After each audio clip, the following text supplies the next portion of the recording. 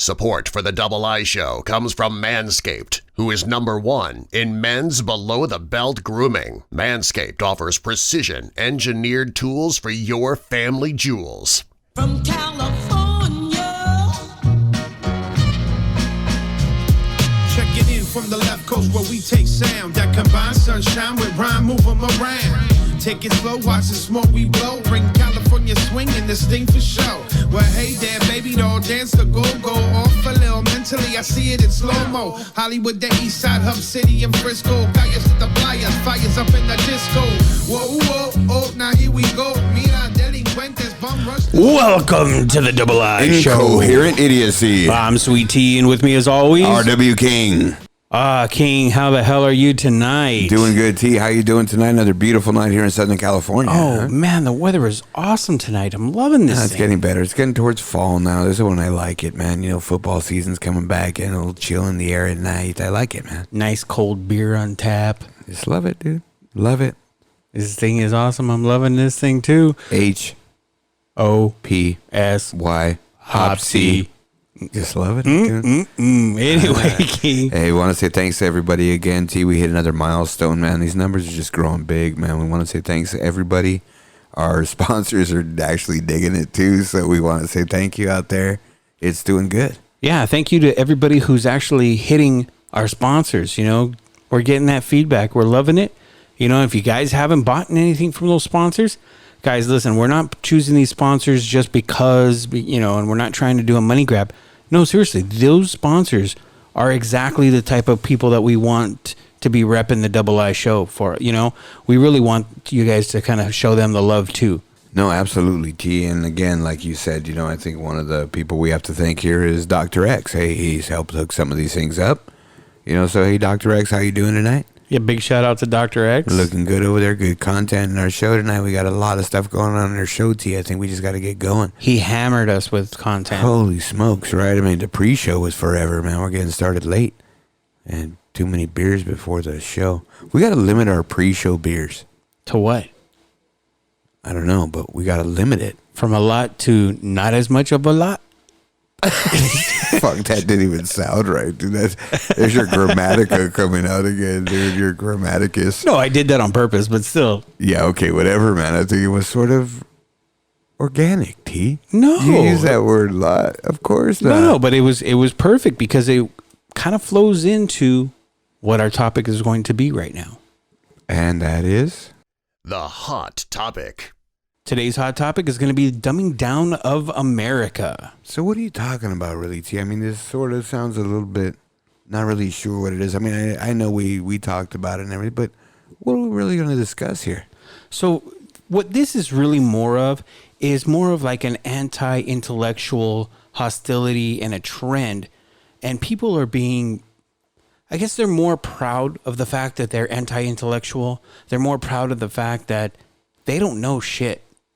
You know, they want to attack people who are intellectual scientists nowadays. You know, you say anything that has to do with science and they attack you for it, and they're proud. They're proud that they're ignorant on things.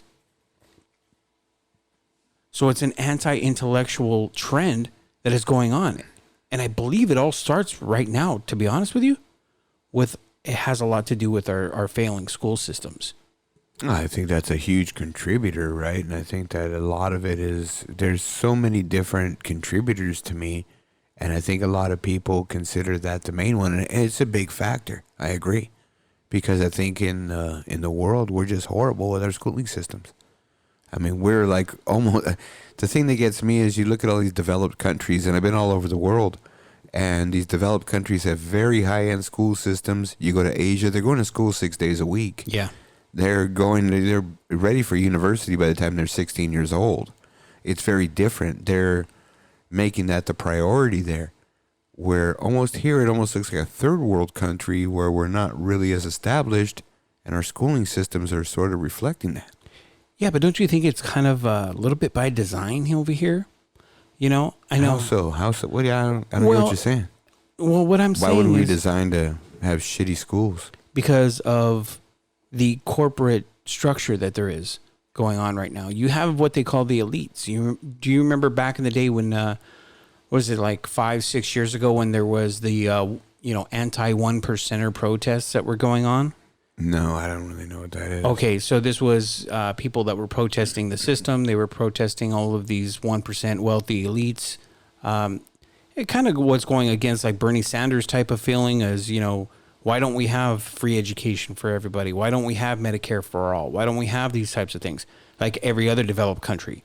And so what's happening is there's a big claim against these elites that they're purposely dumbing down the education system to keep us this way because they can keep their thumb on you. I don't know about that. That's almost like how you talk about conspiracy theory and that kind of stuff, right? I mean, I'm sure there's probably something that they can say supports those things. There is. But you can say there was so many things. And the reality is this. Technology has made us dumb. And I'm going to give you an example, T. Okay, when I was growing up, we didn't have a cell phone, right? Mm-hmm. I knew everybody's phone number by heart. Yeah, that's a good actually. Okay, yeah, I don't know anybody's fucking phone number now because I just touched their fucking name on my phone. Yeah. I be honest with you, I probably couldn't even tell you half the people's area codes. Right? That's the reality.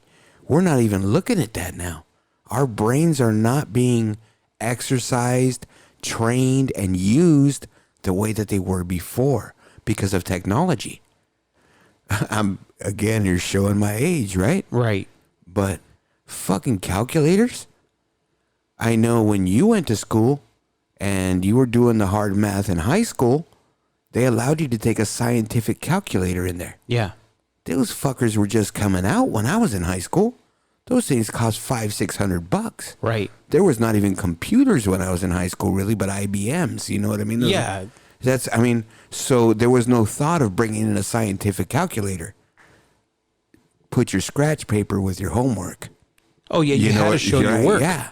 How'd you get to that? Yeah, exactly. And some of these fucking theorems and things like this were 2 or 3 pages of fucking shit. The Pythagoras theorems. Just shit like that where you have to explain the whole process of Geometry, man. And now guys can do it on the touch of their finger on a calculator and it's acceptable just to give them the answer.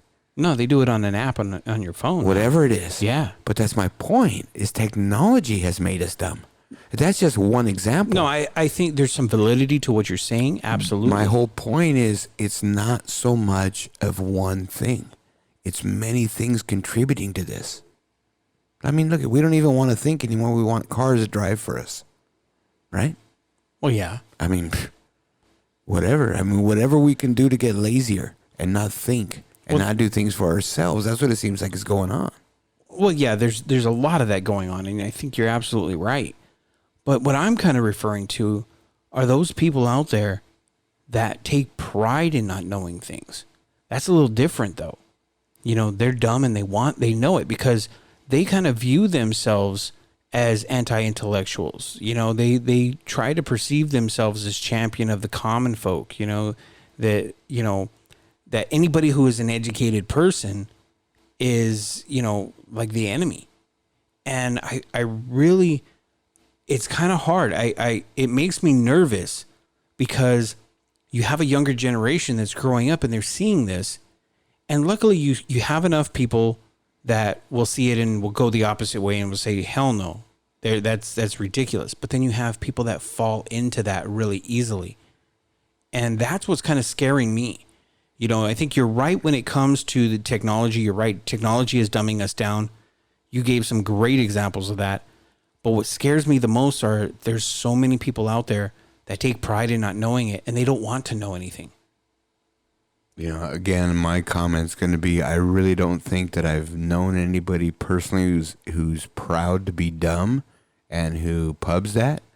And I know we can find anything we want on the internet, but I just don't think that kind of stuff is really what the big issues are. I think the bigger issue would be not worried about following that and being content with that, but not even understanding there's another option, right? That there's no option to be intelligent because fuck, everything's done for you. So when the next generation's born and things are even easier, right? I mean, fuck, they'll just have to think about something and it'll come out or something like that. You know what I mean? At that point, man, that's what's going to make us dumb. I truly believe that's what's making everything dumb. Let's look at this, right? And we've talked about this in other shows.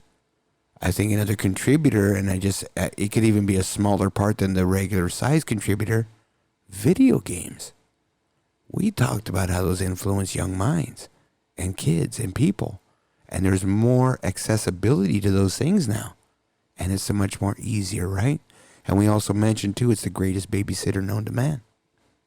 Put that kid on a video game, you don't hear him for fucking 5 hours. Till he's got to go take a shit, take a piss, or want something to eat. Right. And then he's right back in there for another 5 hours. So those kind of things, to me, are the ones I'm more worried about than just the fact that there's these groups out there, these people claiming that. Because I mean, I don't think at some point, I don't think people are even going to realize that they're dumb.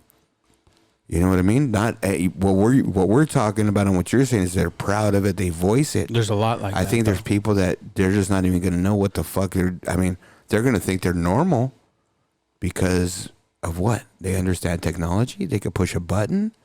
They know how to use an app on a phone.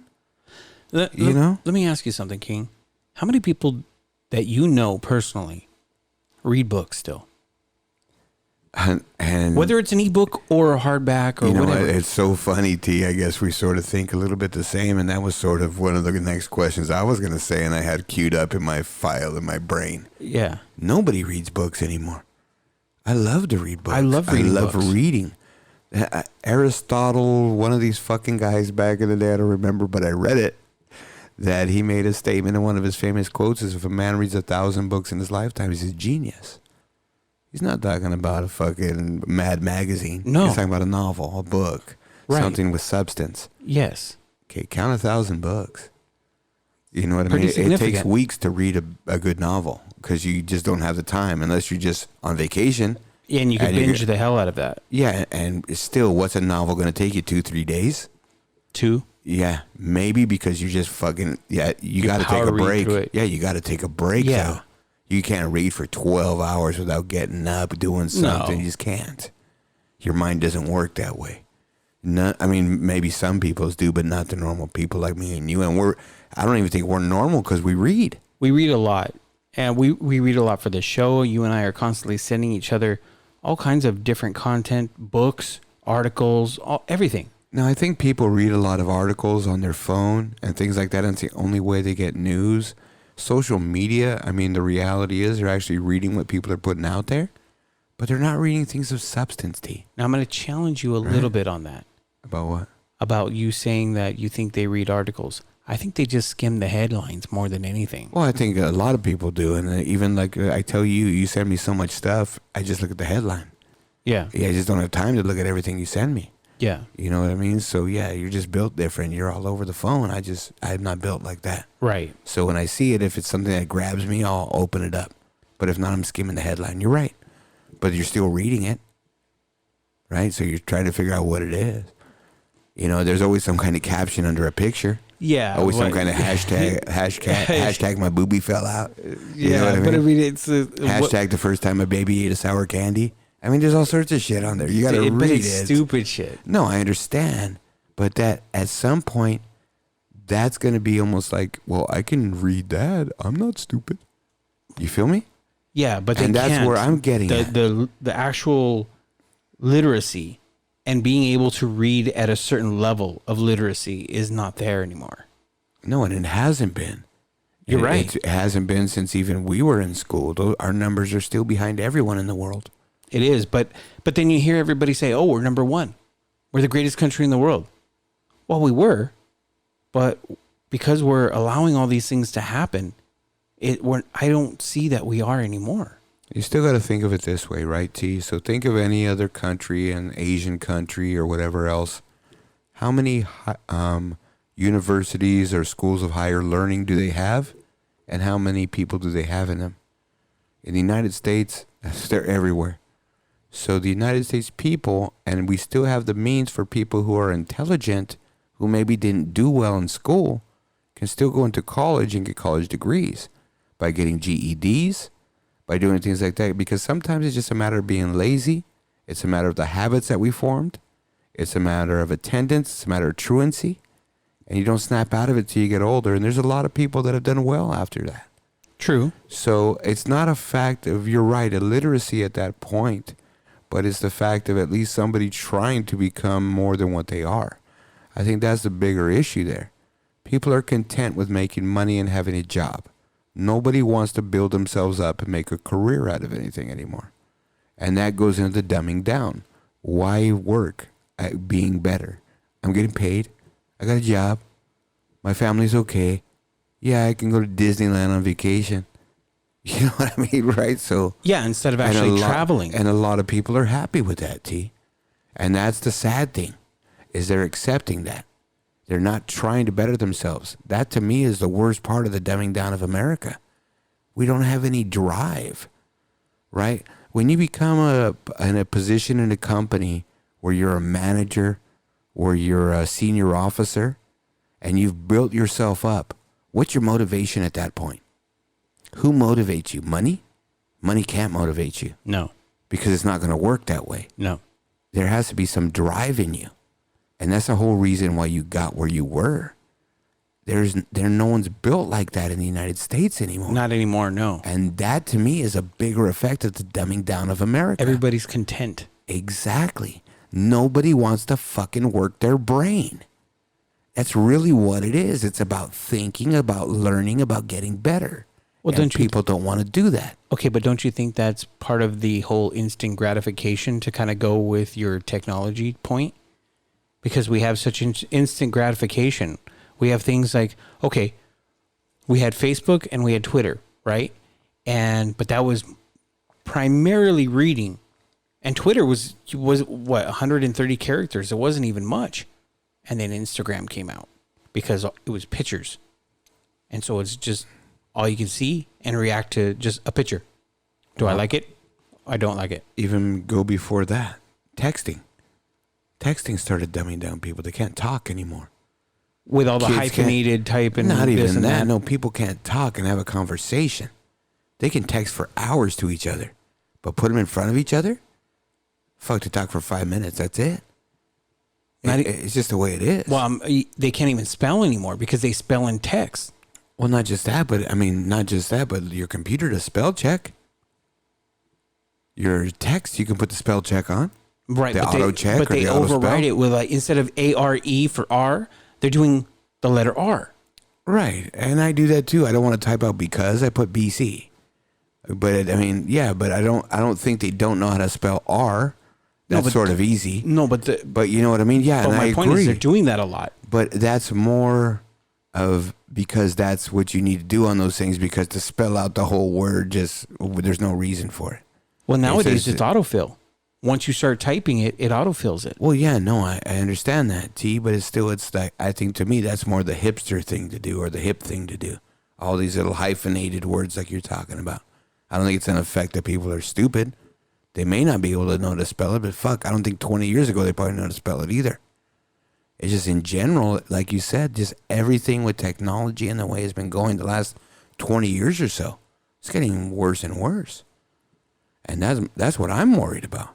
I'm worried about because everybody goes to YouTube to learn how to do things. Hey, dog, I was against that shit in the beginning, but I fucking already changed like a lot of stuff, dude. I changed an alternator in a car because of YouTube. No, you can learn some good stuff. No, I was against it in the beginning, right? I really was. Like, fuck my son. That's how he was fixing shit. Yeah. Oh, let me look at a YouTube. What the fuck you talking about? Well, my son does it too. I was like, dude, stop that shit. This is 6-7 years ago. Yeah. When they were first doing it. Fucking, what are you doing, man? For the next thing you know, I'm looking at it. Hey, they're showing everything. You know what I mean? Yeah. So you can learn some stuff from it. There really is, but not everything. Okay, here's the other part, too, that I'm going to say. And only because sometimes it's just fucking ridiculous how these directions and instructions are worded. And it doesn't make sense, and you can't figure out how to do it. And when you see someone do it, oh, fuck. Yeah, no, it's how helpful. Did that come out of that? Right. It's more helpful. You know what I mean? So I think there's some value to it. There is, but see, here's the thing. Like you said earlier, anybody can Google anything nowadays. You can go and you can search on the internet. You can find whatever you want to find. I would have done every bit of my homework back in the day. Right. Oh, if I had Google, how do these kids even get less than an A? I don't know. Okay, but my point is there's so much misinformation on purpose out there on the internet. Same thing goes with YouTube, you know. And how do you know that the person that's doing this instructional video actually knows what the fuck they're doing anyway? Well, I think there's a couple ways to do it, especially on these. You got to read the comments. Correct.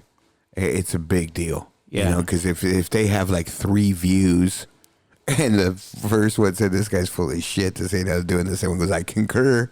You're not going to watch that one. I don't think they can spell concur. But if there's 1 million views, and everyone's, hey, this dude fucking helped me out, this dude did this, you read 3 or 4 of them, and they're like that, okay, man, yeah, it's good. Right. Yeah, those are sort of the things you know when you're looking at those things. If you're a guy who uses that or a person who uses that, you sort of know those things, because I barely know it. I barely use it, and I know it. That's how I would look at it. But I think even like websites too, I think, you know, it's hard. It's hard to see what kind of content you're reading, what kind of stuff's out there, but fuck, it's out there. Well, see, that's the thing, is nobody knows how to filter what's out there to be able to it's like they don't have a bullshit meter anymore. They can't tell what is, you know, legit and what is not legit, and what's purposely, you know, put out there to mislead people. You know, and that's part of the dumbing down effect. Okay, you got so many people that are climate deniers, right? You got so many people that are anti-vaxxers. That is a huge movement that's been taken over, and that started as a goof. Okay, probably 90% of our listeners don't know what that means. To explain those things so we get it, because I really don't know what an anti-vaxxer is. Okay, so an anti-vaxxer are people who do not believe in inoculating their children, meaning giving them vaccinations. So when you were a child, you got a polio shot. You got all these vaccinations. But that's shots. more with religion. No, it's not. A lot of it is. But no, not. Yeah, there's a lot of it is. But okay, I don't even want to touch religion. But what I'm saying is, there are tons of people out there, and now we're having outbreaks of measles. Just today, there was an announcement about somebody who came into the country. Okay, so let's ask with the measles. Okay, fuck, whatever they got. How is that tying into dumbing down America because we're too stupid to know that we need it? Yes. Because you got these people. This is the anti-science part that I was talking about earlier. You have people that are just, they're anti-intellectual, anti-science, and they feel that they know better. King, you have people out there drinking bleach right now because they believe that it cures cancer. I understand that, T, but there's people out there sticking stuff up their ass because they think something's going to happen too. There's just weird people out there. What kind of people are you hanging around with? A lot of weird fuckers. Yeah, no shit. But what I'm saying is there's always fucking going to be weird people. There's millions and millions of people, man. But it's and especially right, but again, we're making it seem like this is so big and something like that. I think the bigger issue in this dumbing down of America is not those fucking people. It's what's happening to our next generations. Those people are having children. I understand that, T, but even if it's a fucking million of them, it's a drop in the bucket to the world population. This is my point. It's not even a million. We're lucky if it's 10,000. But that's my point, T, is forget all that, seeing those groups of people. Think of it in general. Think of it, the statement in general. Not even dumbing down of America, but dumbing down the world. And things that we're getting so lazy to do. We just gave examples. Those examples were not just, hey, okay, yeah, you knew somebody's phone number. No, we were exercising our brain. People don't do that. That's dumb to me. Ignorance is dumb. When they're not using their brain and they're not doing things the right way and they can't think cognitively, that's dumb to me. Dumbing down America means, how is that happening to me? That's what I'm thinking. What can we do as a society to change that? I'm not worried about a little group, because this is bigger than a little group. This is our fucking country is going in a fucking down the toilet, and the whole country's getting dumb. I understand what you're saying. Yeah, but I disagree with you and what you're saying right now. As far as this is a little group, it's not. And this is something 100,000 people, 1 million people. T is still a drop in the bucket in the world population. We're not talking world. We're talking America here. Okay, 1 million people, still not that much. I'm gonna show you some information later, and I'm telling you right now, man, these people, it started as a little group and now it is growing and getting crazy. Okay, T again, but this is no what we one gotta knows worry these about. actual numbers, and the media makes things bigger than they are, or people won't read it. My point is, look at the bigger problem. It's everybody's getting dumb, ourselves included. And that's the problem. Media's going to do whatever they I'm not want to do. talking the media. I never brought up the media. They're the ones putting these stories out, T. They're the ones dictating what we listen, what we hear, what we read. Okay. Right? I mean, it is what it is. Yes, we consume media. Right? Yes. And they dictate really what we read, what we hear, what we see. Because we're reading news outlets, we're reading things on the internet, on news outlets, on media outlets, things that were put out by national media outlets, accounts, things like that. They're all in outlets. So yeah, T, they're sort of controlling what we're hearing. It's the Rupert Murdoch thing, right? The thing that they did at Fox. It's real. And we have to be careful as a society to really look at the bigger picture. And that's what I'm saying. I understand this might be a threat and it's a problem. But even if this just is getting bigger lately, who gives a fuck? This thing's been going bad for 20 years plus. And it's getting worse, T. This thing's growing at epidemic proportion in our whole country. I know that. I'm not worried about that one group. I'm am because it's gaining steam, and whether and it is or not, the group that on the outside that's even dumber is 100 times bigger, and we're not paying any attention to that. We're focusing on one small group. That's my point. Even if we're going to put our focus on that and say, okay, we're going to concentrate on eradicating that or getting these people educated, whatever we're going to do, we're missing the mark. Because the mark's 100 times bigger. Our whole society in general. Even the people who go to college. You know it as well as I do, T. You work in the workplace. You've sat next to somebody who just started working there and has a college degree. They're stupid as a motherfucker. Yeah. They have no common sense. Yeah. They've been in school their whole life. Yeah. They can't think for themselves. They can't do things. They can't make a decision. Correct. They only know book work. And that's the hard thing, man. It's what is education? What is intellect? And our society is just, to me, and this is my opinion, is much bigger than those little groups. Because looking at it, what's going to happen in 20 years? 40 years? Fuck, are we going to have a country? I mean, just look at the way everything goes.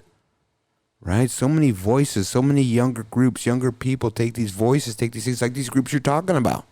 And what gives them power is people like us putting stuff into it. It really does. And yeah, they grow steam, dude.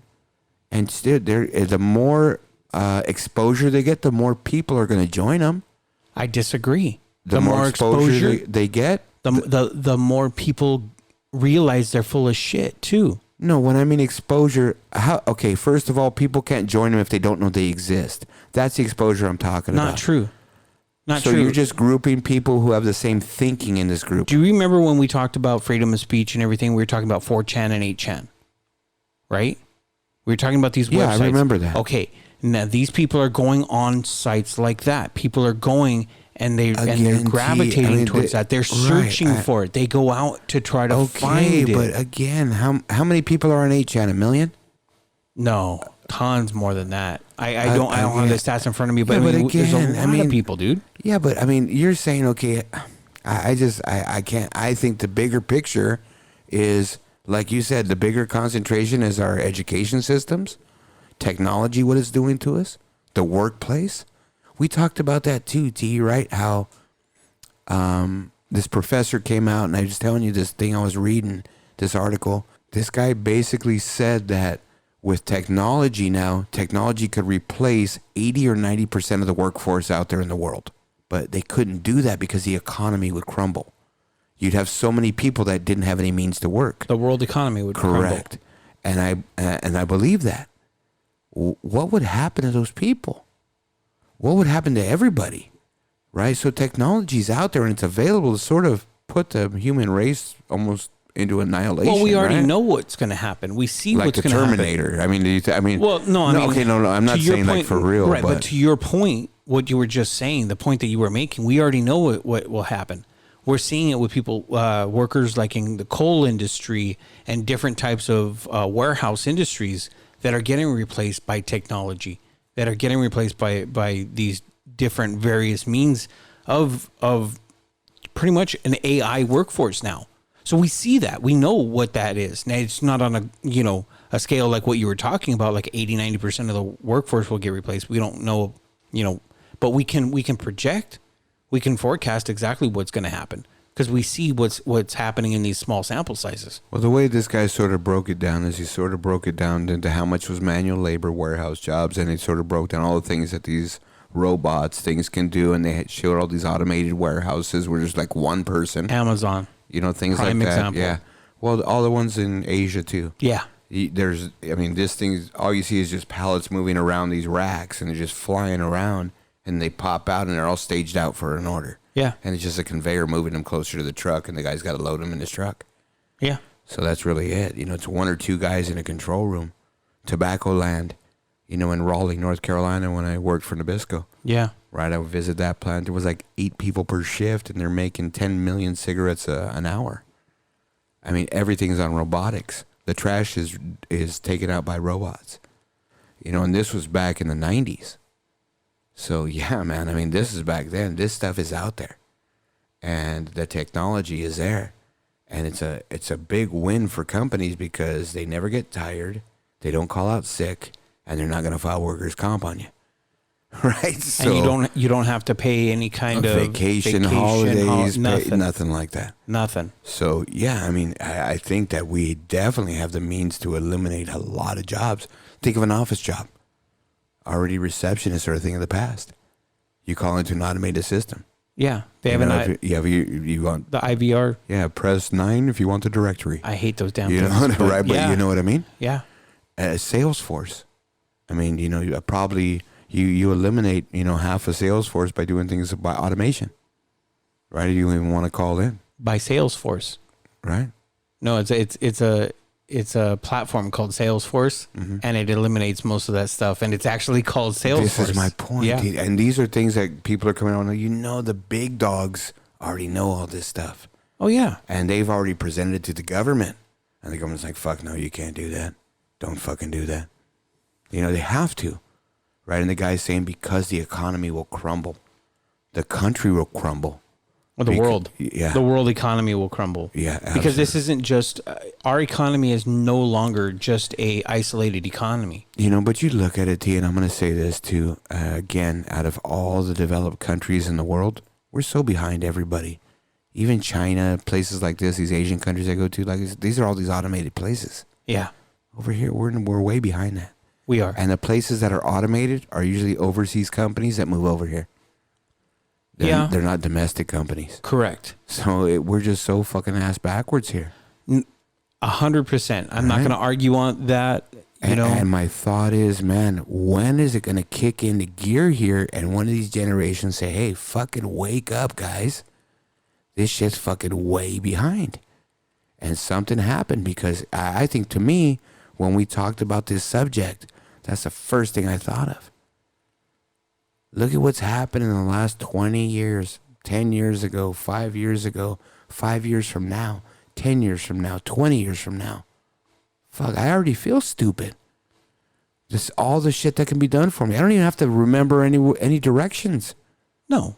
GPS. Waze. Put it on my phone, doggy. Yeah. Throw it in Waze. There you go. Dude, you just have to write directions and figure them out. Listen, I'm going to say right now, I believe that things are getting worse when it comes to our educational system. It's not the teachers' fault. I'm not blaming the teachers. I think the deck is stacked against them. And I think that there's a lot of shit going on. And I'm not a conspiracy guy, and you know that. But I got to believe that there's something else afoot. There's something else going on. And it just kind of concerns me. The first thing I'm going to say, I'm just going to throw a little addendum in there. I don't want to cut you off, but I am going to blame some teachers. Because I think now the teachers are in this woe is me thing. And they have right, but you know what? The bottom line is, it's just like any job, T. If you don't like it, just get the fuck out. If you're not going to give 100%, don't fucking do it. Because especially in a job like that. Right. And I understand it's stacked against them, T. I understand 100%. But there's still some really good teachers out there. No, there's a lot of great teachers out there. You know what, man? If they can do it, everyone can do it. No, you're right. And it's about what we said. What motivates you? Correct. If it's the money, if it's the ease, if it's about getting a paycheck, it's not going to work. Correct. And especially in that industry. I'm not arguing that, and you're 100% right on that. I'm the first person that says that all the fucking time. Okay, you know, I hate tenures. You know, if a teacher's tenured, I hate that whole entire system. You know, I don't even want to get going on that.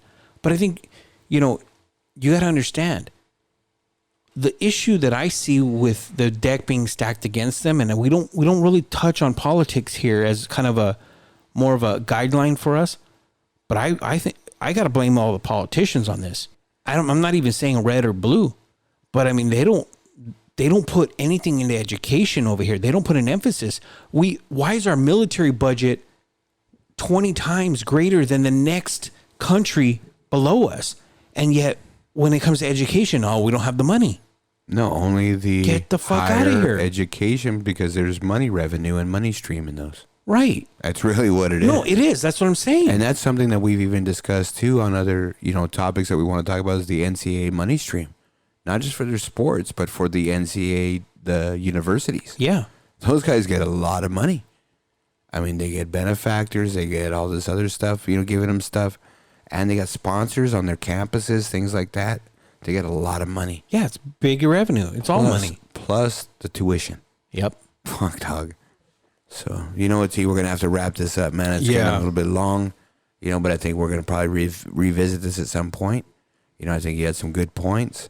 I think that we both made good points here. Yeah. And I think the bottom line is I think we both agree something has to happen. Something has to happen in our society that's going to wake us up.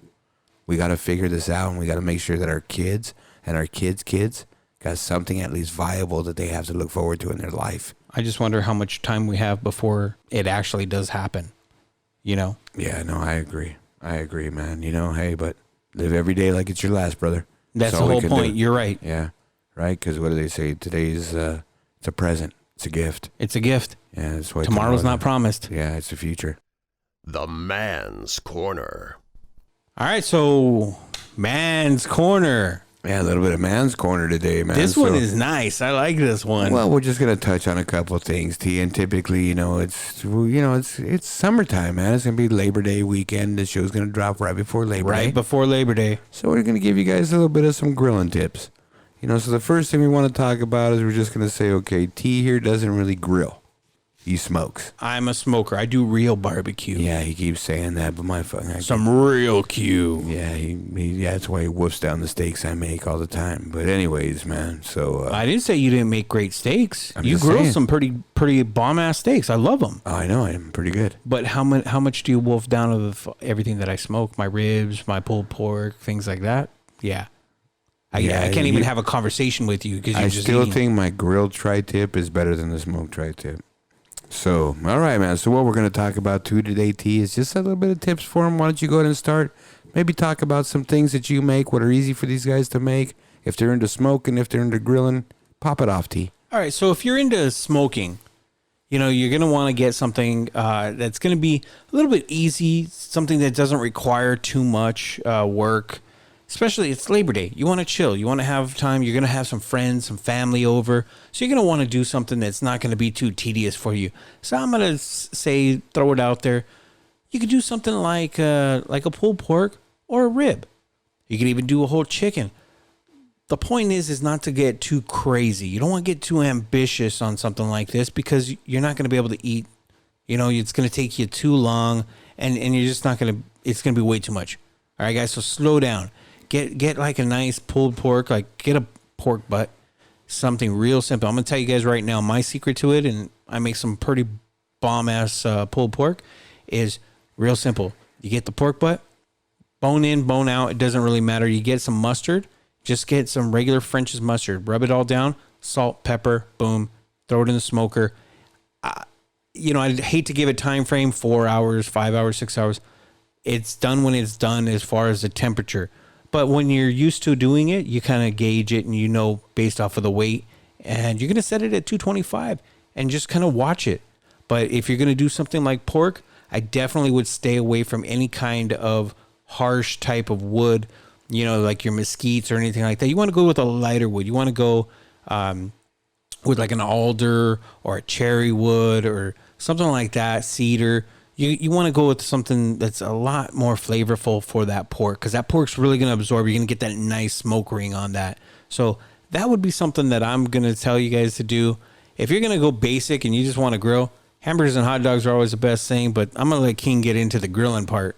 Yeah, no, fuck all that smoking shit, man. Yeah, I grill, man. Put some fucking charcoals on there, and I don't do gas either, Doug. Yeah, no, I have a gas charcoal hybrid one, but I enjoy the charcoal side more. Yeah, no, I like your barbecue, dude. I like your barbecues as shit. Yeah. But yeah, no, I got to put charcoals in it. Remember, I cooked those steaks up, and I think I had to put the charcoals in it. Yeah, and you were loving it. That was the first time you actually went on my grill, which, by the way, guys, a little etiquette.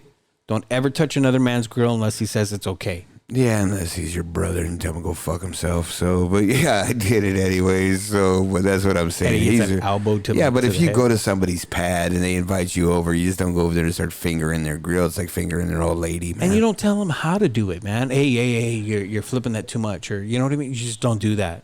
Yeah, exactly. If you don't want to eat it, don't eat the motherfucker. Pick up something on the way home. Exactly. You know what I mean? You ain't No, gonna I'm die. full. I'm not hungry right now. No, it's Yeah, good. no, let me have it. And then you chew it a couple times, spit it in a napkin. You're good. But always give it a shot, man. You never know. I've had some pretty bad barbecue experiences, gotta say. But I think I have a lot of good ones too. So, I mean, it's easy, T. I think that the thing that guys gotta understand is, like you said, just don't listen to what everybody else does. Do what makes you feel comfortable. You've already cooked it before. Try not to do nothing new on a holiday. Right. Especially if you're gonna have folks over. Yeah. Right, if there's going to be people over the pad and you're going to have a little bit of a get-together, people be drinking, you're going to be outside having a good time too. Like you said, make it easy on yourself. Oh, and if you're going to be drinking, drink some Hopsy. And do a little bit of some flap, some flap meat, butterflied open, some chicken thigh butterflied, some breast butterflied, something like that. Season it up, real nice and easy, cook up nice and quick. Some short ribs, something like that, some flanking rib. Something that'll cook up quick. You can do it that way. But it's going to take the time for you to be at the grill. It's not something you're going to be able to sit down, leave, and walk away. Correct. Because it's going to cook quick. But you're going to be over and done. You light the shit. Within 20 minutes, you fucking scrape the grill. Put that shit on another 5 minutes later. Within 15, 20 minutes, you're done. Everybody's eating. Yeah. So that's the good part of it. You can go for steaks. Again, the problem with steaks, T, if you got multiple people, you got to figure out who wants it, how do they want it. Yeah. And then you got to fucking it's hard with charcoal to gauge, okay, is this one really done inside? Is this one not? You know what I mean? So steaks are a little bit tough for multiple people. Burgers are pretty good. Dogs are great, especially on the charcoal. I love sausage, bratwurst. Yeah, I was just going to say, in this family, we're big on brats. Dude, I was going to say, just get some bratwurst, fucking get some buns, I'm good to go. I like doing vegetables on the grill. Yeah. I'll do half an onion. Just fucking put it on there. And then when it's done and all heated up, I put it on the plate on a fake fucking blob of butter. Fucking great. Do some green onions. I can do green onions. I know you can't eat bell pepper. I do bell peppers when you're not around. Yeah, a lot of people do. Yeah, things like that. And my favorite is tomato. I'll cut a grilled tomato. A beefsteak tomato. Yeah. Cut it in half. A little bit of olive oil, some salt and pepper. Yeah. And grill that fucker till it gets a little bit soft. Oh, fuck. Now, let me ask you, King, have you ever done fruit?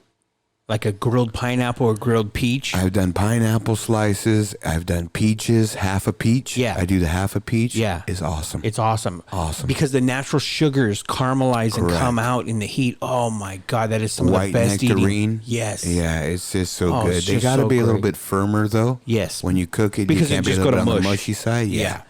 But, I mean, guys, to me, I love to grill anything. Fish is a little bit tough. I usually do tuna steak.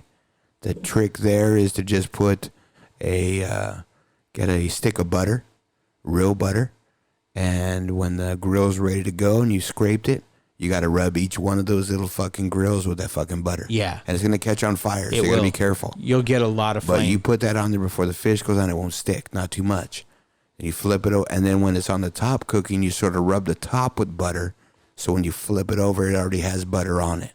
And you just keep soaking it with butter the whole time it fucking grills. And that thing's awesome. See, now, if you want to smoke a fish, what you would do is you get a cedar plank, and you would soak that cedar plank in like a nice wine, usually a nice red wine, depending on the type of fish. If it's a white fish, then you're going to go with more of like a sweet wine. But if it's going to be like a salmon, you want to go with like a Merlot or something like that. Just get cheap stuff. You don't have to get anything special. But I would soak that cedar board for at least half a day, and then you throw that fish on top of that cedar, and then you put a little bit of butter on top of that, and you just smoke it and let it go. Oh, man, that is some great, great fish eating right there, because you got that cedar smoke. Nothing better than that. Yeah, well, I'm not much into smoking, but I like to fish. I like the stuff you smoked. To me, it gives me a headache, all the smoke. But I want to say something, too. I do love to grill tri-tip. My tri-tip is awesome. So my trick is this, guys, is basically you make an O out of charcoals. So in the middle, there's nothing. And you just make a ring out of it. And you light it up, and you start it the same way. I really recommend you get a fat on tri-tip with a nice fat cap. Trim a little bit of the fat off. There's going to be one side with more fat than the other. And you buy a needler, these little tenderizers, and needle the shit out of that tri-tip. Season it with some Montreal. Montreal's the shit. I put it on chicken. I put it on pork. I don't get the one made for chicken. I don't get the one made for pork. You get the steak one. For fucking everything. Yeah. That shit's fucking great. That thing is awesome. Just enough flavor, and it changes flavors on different proteins. Yeah. So I put that all over the tri-tip. Let it get to be room temperature before I put it on the grill. So I set it on the counter, put it on a plate, wrap it up. After I've already done all the stuff to it, it's already been seasoned, so that seasoning's soaking in a little bit. I light the charcoals, the ring's there. I put that fucker first right in the middle of that ring on the non-fat side for about 5 minutes. Flip it over to the fat side for about 5 minutes. Then the fire starts wearing down, and I close the lid. Now I got about 2 to 3 hours. I got to turn it a few times, stand it on its head, do different things so that it cooks through. But you're still going to have a nice pink tri-tip on the inside. On the middle is going to be pretty much a medium, but the outsides are going to be a little bit more well, so you have everything for everybody, and the meat's just falling apart, man. Hey, King, do you know what you actually just did? What's that? You just described pretty much smoking, but in like a charcoal smoker. Yeah, but it's not smoking. No, I know, but it's slow and low because you're saying 2 to 3 hours. Well, okay, like for everything though, right, to you, so we're straight, any kind of big muscle meat like that, you have to cook it slow. You want to go slow and low. Yeah, you have to. You want to because you're... Even ribs. Yeah. Even chicken. You can't cook it fast because it's not going to cook inside. That's to me my thing. I love cooking like whole chickens. Yeah. And butterfly them open. Butterfly them open, yeah. And the first thing I do is I sear them a little bit on the big meat side. And then about a minute or two after that sear, I put them on the bone side, close the lid, and let them smoke or cook for 15, 20 minutes before I move them again. Now, I'm going to tell you what I think is a cardinal sin. When it comes to cooking ribs, I don't know what it is, but you got some guys out there that will boil ribs before they actually throw it on the grill. They'll boil it, and then they'll throw it on the grill, kind of get that char, get that cooked up outer piece. And the boiled meat, the ribs, it takes out all the flavor of the meat. So I'm really against boiling ribs prior to putting it on the grill. I'm not so much against it. You almost par cook it a little bit, and the water helps break up the protein, so it does get a little bit more tender. But I'm going to tell you something too, man. There's something called an Instapot. Have you seen that thing? Yeah. Put a rack of ribs in that fucker for 5 minutes with a little bit of apple cider vinegar, a little bit of water. Then you put that rack on the grill. Dude, I'm just telling you. Yeah, that's a pressure cooker. It's a little different, right. but I'm talking It's still just straight cooking up steam. boiling. No, though. I understand, but I mean, No, to but- me, man, I mean, I'm all over that Instapot. Because it's hard, T. Let's not be, I mean, I'm going to be honest. To me, ribs are one of the hardest things to cook good. Yeah. Because it's tough. Yeah. The meat gets too tough if you overcook it, if one side's cooking too much, and it's hard in True. charcoal to do True. that. So it's hard for me to cook ribs. I definitely love that Instapot now because I know when I'm putting it on the grill, I'm just doing it to get marks, get flavor. It's already cooked. Have you ever tried sous vide? No, I'm really not into that. So let's stick to grilling today. I'm just asking Yeah, since you no. mentioned Instapot. No, we were talking about ribs and boiling. No, I So- know, but you could sous vide it and then throw it on the grill. I've seen a lot of dudes do that.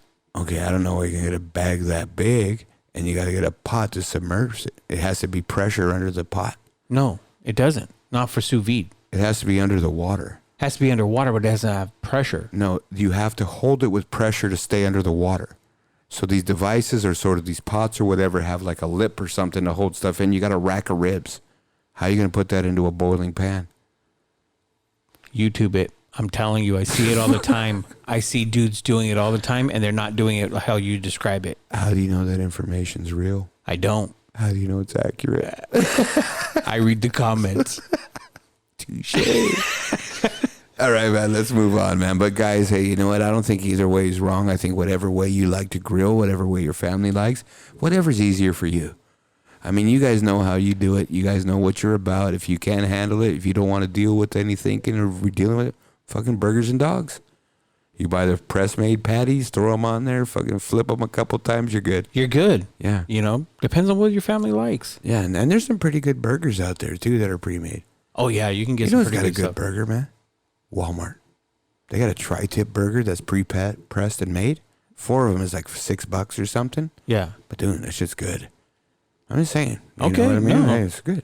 I haven't tried it yet, but maybe I'll go check it out. Try it, man. So I think it's gonna wrap up our grilling tips, man. You got anything else out there? No, I think we pretty much covered it. That sounds good, man. It's time to pay some bills.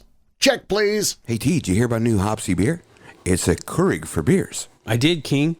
Hopsy partners with a long list of breweries, and they ship mini kegs to your home or your office, and they bring fresh beer to the comfort of your own home. Go to hopsy.beer/II for great deals. This package includes a sub-home draft machine, 2 Hopsy glasses, 2 mini kegs, and a free membership in their monthly beer club. For a great low price, you got to check out that price, T. HPY. S. Hopsy. Did you know? So, sticking with our grilling theme, T, we got a little bit of a did you know here. Did you know that when McDonald's was first opened, it was called McDonald's Barbecue? They were barbecue balloons? Did you know I did not. they were a barbecue joint, dog? That's No probably why they shit. want to do a fucking McRib all the time. I like the fucking McRib. I'm going to tell you, though, the new McRib, Where's the bone? it's no good. It's not a dog. rib. No, but the old McRib, I guess the way the shape was more like a rib. It dog. looked like a rib. Just now it's just like a fucking patty. It's like a pork flat patty. They didn't even put like the bone waves in it and shit like Oh, they used don't even to. try to make it They look didn't even like try it. to make it look like that, dude. McDonald's barbecue. How about Wow. that, dude? I had no idea. That's a perfect one. Did you know that, T? Did you know that? I did not. So before you go I learned order your something. next Egg McMuffin, think, you know what? I used to be able to get barbecue here back 100 years ago. When did McDonald's open up? The 50s? Was it the 50s? I thought so. I think it's in the 50s. Well, that one over here in Downey, that's one of the first ones, right? In California. Where was the first one at? I don't Back east, or where they started back I think east? Midwest. I think it was the Midwest. Midwest. I don't know. I never saw that movie. What was that movie? With, was it Jack Nicholson? No, not Jack Nicholson. I forget who it was, but it was about McDonald's, about the founders of McDonald's and everything, and how that guy screwed the founders out of all that money. I don't. Yeah, maybe I do remember you said that right now. Yeah. Sounds familiar, man. Michael Keaton. That's who it was with Michael Keaton. I like Michael Keaton. Man. Yeah, he's a Remember- damn good actor. Yeah, he was pretty good in Batman. He was probably one of the only Batmans I like. Beetlejuice, and they're making a Beetlejuice 2 now. He's gonna be in it. Yeah. Did he go eccentric or something? Did he get a little cray like Jim No. Carrey, or that was No. just Jim Carrey I'm thinking of? Yeah, you're thinking of him. Yeah, he went a little AWOL, huh? But his girlfriend. Anyway, man, let's just go ahead and move on. Dude, we're getting a little morbid here. But yeah, did you know, T, that in the beginning, McDonald's was McDonald's barbecue. Breaking news from the Double I Guys. Oh, wait a minute. Did you know? Wait a minute. Before we leave, Dr. X just came up with the stats. So McDonald's was actually founded here in California. I thought so, in man. San Bernardino. San Bernardino. In 1955. So when was the one in Downey built? Dr. X, Google that shit. When was the McDonald's in Downey first built? All right. Well, we'll find out. And now, sports. So we're going to go and get into some sports, T. We got some NFL on deck today. A little bit of some NBA stuff. I mean, we got a little bit of stuff. MLB stuff. Yeah. Fuck, there's more MLB shit. We're gonna Hey, we're gonna come do on it now. Okay, no, and I'm with it, man. You know I love the Dodgers, bro, and I'm all into it. It's getting towards the end of the year. I'm getting a little bit more hyped. So we're gonna do a little belly watch. We're gonna do a little belly versus Trout. So you're gonna be handling that the rest of the season, right? They're going toe to toe, man. That's what I'm These are saying. two So let's not giants. talk about it yet. You want to lead into it? Let's lead into it with MLB. You know what? Yeah, fuck it. Why not? I'm gonna give you that over my NFL is king, bro. Nice. So you go ahead and with your belly watch because this is the first week of belly watch, bro. You start it. All right, so we got Belly Watch this week, and this is two giants going at it. And obviously, you know, Trout is the biggest giant because he is the number one player in baseball. He's the most boring guy in baseball, but he's actually the most talented guy. Trout now has 42 home runs at this point, and Belly has 42 home runs. They are tied for the lead in all of Major League Baseball. But just like last week, I'm going to throw out this stat, and I'm going to keep hammering this stat every single time. Bellinger makes $506,000 a year. And how much does Trout, now that he's the highest paid guy in baseball? He's making $33.25 million per year. And look at those stats. Those guys they're paid to put numbers out there, right? Bellinger, he's a home run guy. We know that since his rookie year. And he's going toe to toe with Trout. You know, that's pretty impressive. You know, it's even like the stat you threw out last week, T, you know, with Bryce Harper. You know, Bellinger and compared to the money he makes and what he's doing compared to Bryce Harper. Right. That's sick. So, yeah, this guy's doing great, T. Yeah, I love it. You know, I'm loving the fact that we're going to be doing this belly watch going on. He's having a great year. The guy's going to get 50. He's going to get his 50 for the year. And well, don't jinx him, fucker. No. No Dodgers ever got 50. He's going to get it. He's only needs 8 more home runs. Yeah, but you make it sound like he's going to hit them all in one day. Don't I didn't jinx say him, that. fucker. I didn't say that, but I'm just telling you. All right, so going on with our Major League Baseball, off of Belly Watch now. Tonight, King, we have a possible World Series matchup with the Dodgers and the Yankees at Chavez Ravine. Yeah, it didn't go too well for us. Yeah, we already know the outcome. Yankees we were smashed recording them. late on a Friday night. Yeah. You know, like, fuck, we got no lives, so we got to come here on a Friday fucking night. This late, Dr. X. Anyways. But Well, yeah, we the all game. got jobs, that's why. Well, yeah. Well, why do you got to single out Dr. X I like didn't that? single him out, you did. Dog, You're fuck. specifically... I kept it general. All right, dog. So, You're a dick. whatever, man. I told him he could cut my lawn. Anyways, man. I told him to wash my fucking car, too. Now, Biff, No, two but coats of wax this time. No, don't try to con me, Biff. Why is he flipping me off, dude? You see that right? Because you're a dick. All right, anyway, man. But yeah, we're recording late tonight, so we know the outcome, T. We got hammered tonight. What was the outcome? 10-2. We got smashed. We got smashed with your number one guy, right? Hanji Ryu on the mound, which was Yeah. very surprising. But, okay, we know New York has some great hitters. We know New York has great hitters. I'm really surprised because where they're lacking is their starting pitching. And that's our strong point, is starting pitching. And our bullpen is what sucks for us. And their bullpen is their strength. So, you know, it's okay. It's one game. It's a series, a 3-game series. So I'm looking to see how, you know, the bullpen does against them. I'm trying to see how everything, but Hanji Ryu kind of got beat up today. Yeah, no, I think that they got to be careful what they do. I think that's been their problem, right? The last 2 years, the American League teams have been smashing them. I think this So- was good for them, though. Well, it better be because they better get ready. Right, But exactly. That's enough MLB, dude. You already got me dizzy. Let's go back in the NFL, dude. All right. NFL is king. All right, so go for it. All right, man. So we'll talk about some NFL, man. So the first thing we're going to talk about is Zeke. Zeke's getting back on track. He was just offered T the second highest contract next to Todd Gurley. So it's just a matter of time till he signs. I told you, he's not going to wait and hold out to be the number one guy. He's just waiting to come in. He's already in San Diego. He's come up from Cabo San Lucas. He's inching closer. So, yeah, it's just a matter of time till he gets back in camp. You know what I mean? Where do they practice? They practice here in California, but where do they practice? Oxnard. They Oxnard. already broke camp, dude. I think everyone's broke camp already. Have they broke camp yet? I don't think so. This weekend they break camp. Is it this weekend? Yeah. They break camp soon, so he's not going to go to camp, which is fine. You don't need to go. Right. Yeah, he's good, but it's not like he doesn't know the playbook. The other thing, too, is what we talked about, Melvin Gordon. He's still out. Doesn't seem to be making any progress there. They're still holding strong on both sides. Yeah, they dug in. Yeah, so basically, like I said, I think that San Diego's going to tell him to go fuck himself, and they're going to play the season without him. And I think if they do, Melvin Gordon's just setting himself up to end his career. Because the more I look at it, they control him for another 2 years, plus they could franchise him, right? They could franchise him for another 2. After that. Yeah. So, dude, I mean. So he's fucked. Yeah, and they're not going to get a hit on the cap because they don't have to pay him. He's going to be getting suspended. Yeah. So, fuck, dude. I mean, I just don't understand what he's doing. I would look at his agent. I mean, I think his agent really misplayed this. Well, sometimes he is not the agent, it's the guy. Saying that, he's making the agent do this. I'm not going to go fucking play. Look, bro, I'm telling you, you got to take this money. We got to play this contract out and move on. These guys won't pay us. Fuck that. I'm not going to fucking beat myself up for this shit no more. Sometimes that shit happens, D. True, it does. You know what I mean? I think that might be the issue here. He's getting beat up.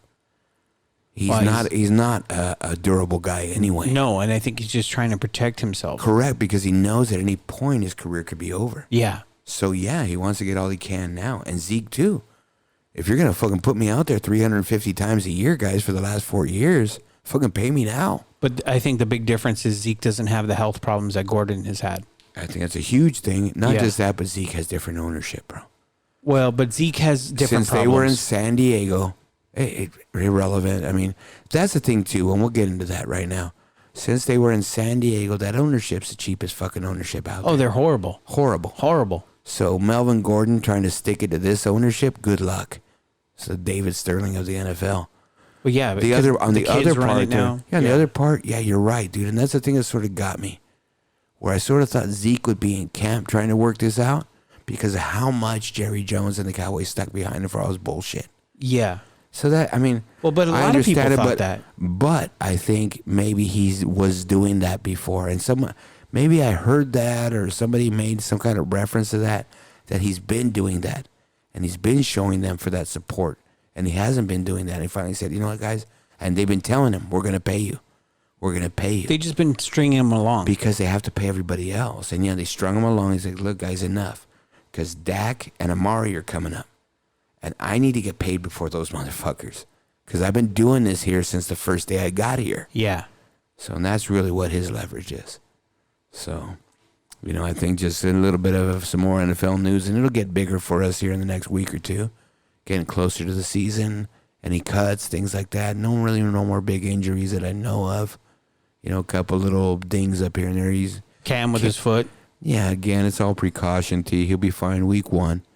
So, I mean, it is what it is. I'm more concerned about his shoulder still, because look at Andrew Luck last year.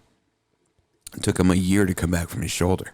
Yeah. He missed a whole year. Well, and it took a few games, too, before he started throwing remember, strong. Even when he started, he wouldn't throw the ball over 50 yards. Right, it was just dink and dunk. Correct. And it took, 5 games before you started to see him really throw? Yeah, there's really not too much out there. We really won't know the significance of these dings and little bruises and bangs on these guys until, the season starts. And then we can really let everybody know the effect of it or what happened. Right now, there's no trust in what anybody's saying.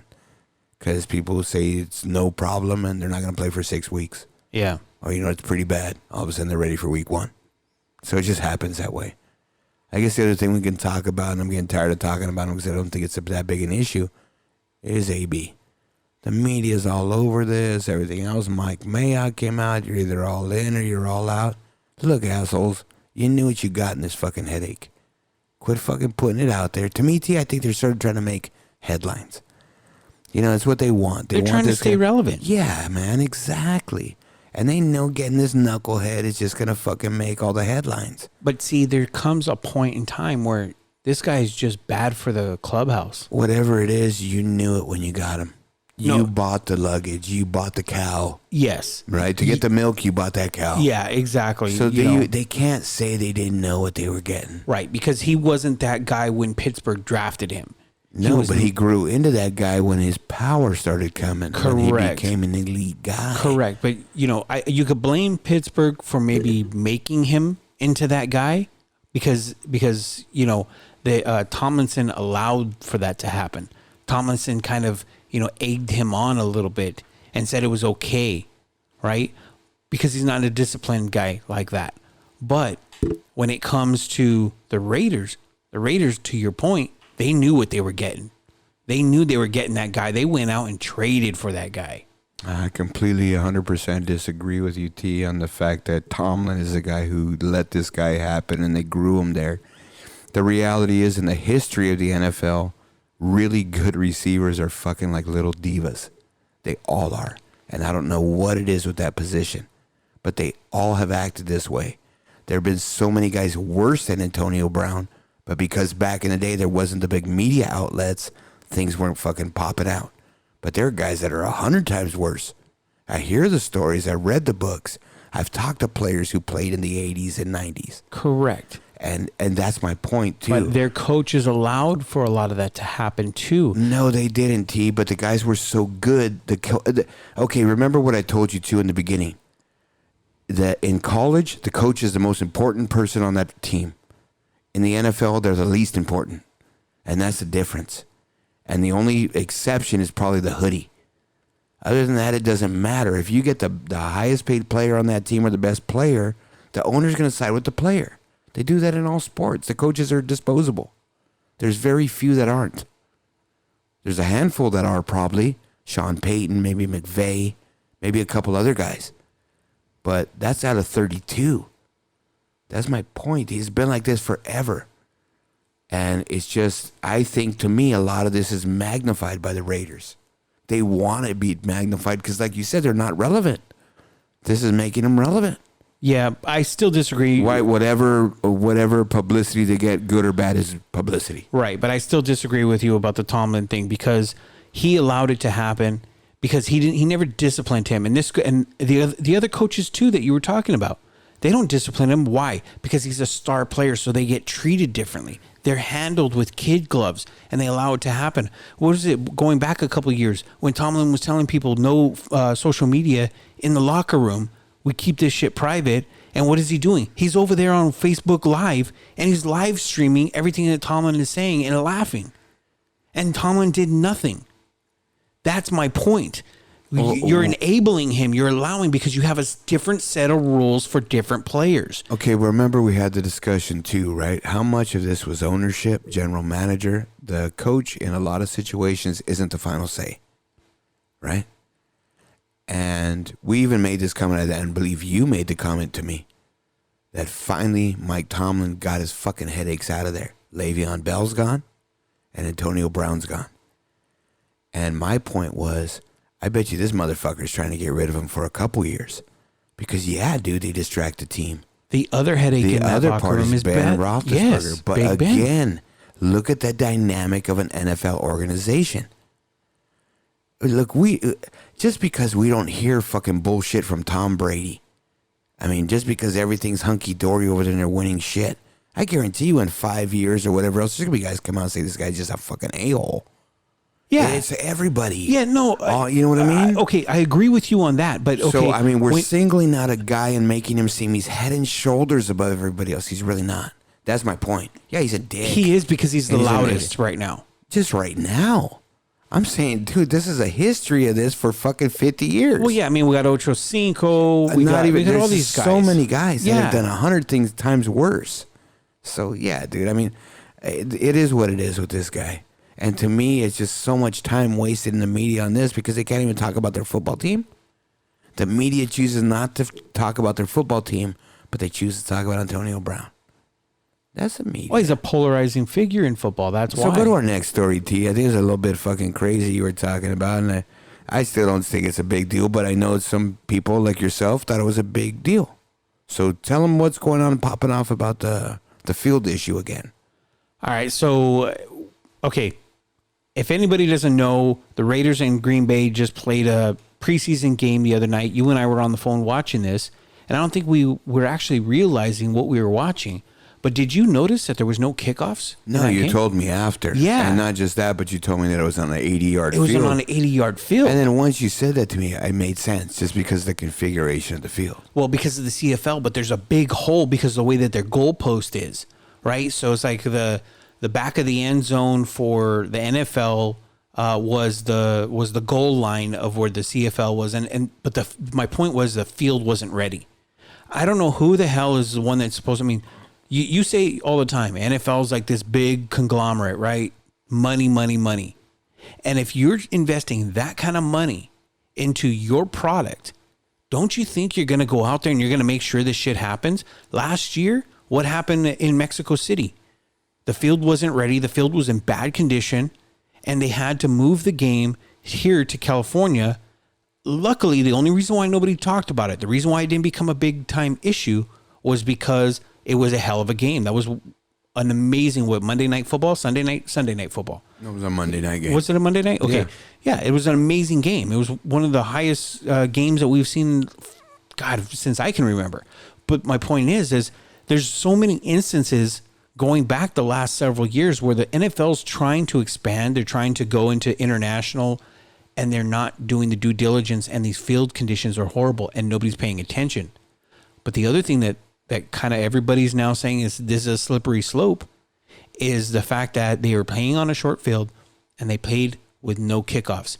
And they're saying that this might set precedents. You may have seen what is going to set the stage for future rule changes, because we already know the NFL doesn't want kickoffs because they've already been taking away a lot of the kickoff rules. They're already set to try that next preseason.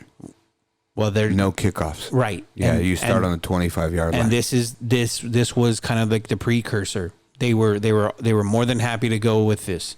So they're saying you're witnessing the beginning of where the end of the kickoff is.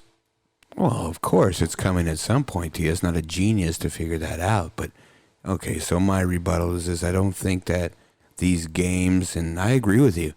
I don't think that I think in the NFL's haste to move these games all over these different countries, they're not really doing the things they need to do to get these fields in condition. I think that the stuff in Mexico City last year was out of their control because it's a private entity that owns that stadium, and they had a concert there. The concert burned the field. As soon as they found out, and they questioned them about that concert, and they guaranteed them there would be no issue. So after the concert, the NFL flew a surveillance camera over it. And when they got the footage, they flew people down there right away and changed the game. They were talking about changing the game a week before. But they had to wait and make sure they couldn't resod it. They couldn't do nothing else. And they had to change the game. The one here, I agree. These guys just sort of, whatever else. I mean, I don't understand why they would do that. Again, that was another private entity, though. Right, but they knew what they're doing on that type of field already. They knew the holes were there. So I think what I'm looking at is I'm sort of going to try to do a little bit more research, and maybe they knew this and they were okay with it. And if that's the case, it wasn't a fuck up because they knew it was going to be like that. Watch Hard Knocks because it's going to be on Hard Knocks. It should be. Because there was a lot of game time decisions because Green Bay didn't want to play. Okay. They were saying, no, this field's not in any condition. We don't want to play. Okay, so that's different though. But now I did hear that, but that field condition has nothing to do with the 80 yards and the no kickoff and all the things you just spoke of. You really didn't touch on the condition of the field. And that's what I was going to say. I think the bigger issue there was same as some of these practice facilities. The condition of the field and the practice fields aren't good enough for these guys. These guys are fucking running 21 miles an hour, bro. I mean, one little fuck up and you snap your leg, you snap your ankle, you tear your ACL, your career's done.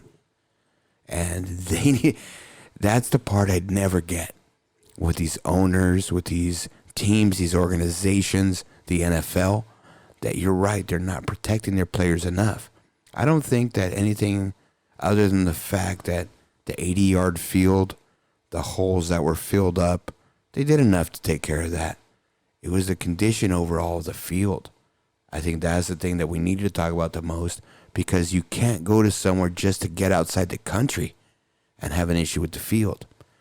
They have issues with the field in Europe, but it's not a safety issue. It's more like a mud issue. Right. Because of how the climate is. Yeah, exactly, Yeah. in England. Yeah. And they talk about that and the sea level and things like that. But it's not really a safety issue. These are more safety issues here for the guys and the players. And remember a couple years ago at the Hall of Fame game, I want to say 3-4 years ago. I was going to bring that up too. The Hall of Fame game got canceled. Because they went out to go warm up on the field and like, fuck this. So the NFL brought officials out. The officials talked to the team. They just said, you know, fuck it, we're going to cancel the game. Right. They should have done that here. They should have. Because this is nothing but an exhibition game. Right. And that's what they're called. And you're putting players Preseason at risk. Exhibition. Correct. So here we go again thinking, you know what? Their thought is, we're not going to play our starters a lot anyway. It's our backup guys. They got to tough it up. I bet you. Well, that's Gruden, because you know that's Gruden. But Well, no, I think Green Bay too. no, Green Bay didn't even want to play. Well, They said, no, we don't want to play. why do you think Aaron Rodgers didn't play? Oh, he had. Well, no starters played. No, they did. Yeah, I saw some of the offensive line played, for sure. Just because a quarterback and a running back didn't play, the offensive line started and played. Bakhtiari played. All these guys played. I was watching the game. Because I heard no starters played. No, they played. I mean, I was watching the game, but I didn't. Okay, so that sort of sucks.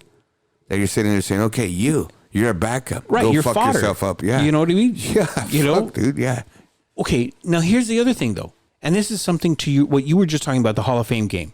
Okay, what I was going to bring up real quick was Green Bay a few years ago, if you remember, I think they were the one in the Hall of Fame game. They might have been, but they did an exhibition, or just not even an exhibition. They did one of those joint practice type things, remember? And they did it at a high school, a local high school. They sent their team of I don't even know what you call these people that you know, maintain the field and everything. They sent their entire team over there to that high school, resodded the whole thing 3 months in advance, and pretty much gave that high school a brand new field, you know, like an NFL ready field for one practice, because they didn't want anybody to get hurt. If they can do that, why aren't they doing these at these other venues? I think that's the bigger problem, and we have to talk about it more later. So, yeah, Dr. X threw it out at me right now. The Green Bay Packers and Indianapolis Colts were the ones who were in the Hall of Fame game. They got canceled August 7th, 2016. Yep. So, yeah, fuck Green Bay. I hate fucking Green Bay. I do too. All right, man, a little bit of NBA news. I'm going to get us right through this, T. We don't got a lot going on. Dwight Howard's back to L.A. Big fucking deal. He's going to be playing on the bench role. He's probably getting a little bit more playing time that Boogie went down. But we'll see what happens with this guy. I think No he's guaranteed washed up. contract. Yeah, whatever. He sucks. Harden's acting like a little bitch right now. He's coming on the media, a couple different outlets, stating the only reason he didn't win the MVP was because of the media. Because the media was so negative about how he was scoring points and how the team sucked that it was such a negative influence on his MVP voting that it carried through him through the whole season, and that's why he lost. He's starting to sound a lot like you when you refer to the media. I hate the fucking media. Are you sure you weren't giving him tips? Maybe he's listening to the show. I'll give him a tip. Anyway, the last thing I'm going to talk about, T, and we're going to go really into depth into this in a couple weeks. We're going to do another one of our special water cooler edition golden anniversary shows, right? Yeah. And we're going to talk about this new podcast that's out. This podcast is called The Sterling Affairs, and this thing's fucking good. Why are you pubbing other podcasts? Because it's fucking good. But this is probably the best I talk about the fantasy football podcast every day. I'm just giving you shit. Ramona Shelburne did a fucking great job. ESPN. I don't like the format on the ESPN app, but I told you this thing has got to be one of the best. Stitcher Radio. This is the best podcast I probably heard next to Serial. Yeah.